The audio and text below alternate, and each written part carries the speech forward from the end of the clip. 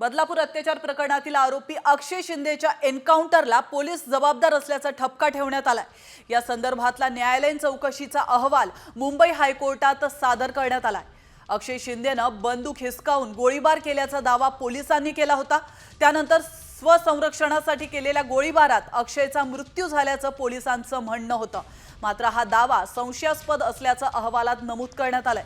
या प्रकरणी आता 5 पोलीस अधिकाऱ्यांविरोधात फौजदारी कारवाई करण्यात येणार आहे। यामध्ये वरिष्ठ पोलीस निरीक्षक संजय शिंदे आणि सहाय्यक पोलीस निरीक्षक निलेश मोरे यांचा देखील समावेश आहे।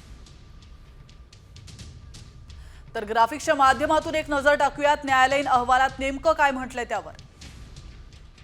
अक्षय शिंदेच्या एन्काउंटरला पोलीस जबाबदार असल्याचं या अहवालात नमूद करण्यात आलंय। अक्षय शिंदेच्या मृत्यूला 5 पोलीस जबाबदार आहेत। 5 पोलीस अधिकाऱ्यांविरोधात फौजदारी खटला चालवला जाणार आहे। स्वसंरक्षणासाठी गोळीबार केल्याचा पोलिसांचा दावा हा संशयास्पद आहे। बंदुकीवर अक्षय शिंदेच्या बोटांचे ठसे नाहीयेत। अक्षयवरील गोळीबार अन्यायकारक आणि संशयास्पद असल्याचं देखील या अहवालात म्हणण्यात आलंय। अक्षय शिंदेने कोणतीही गोळी चालवली नाहीये।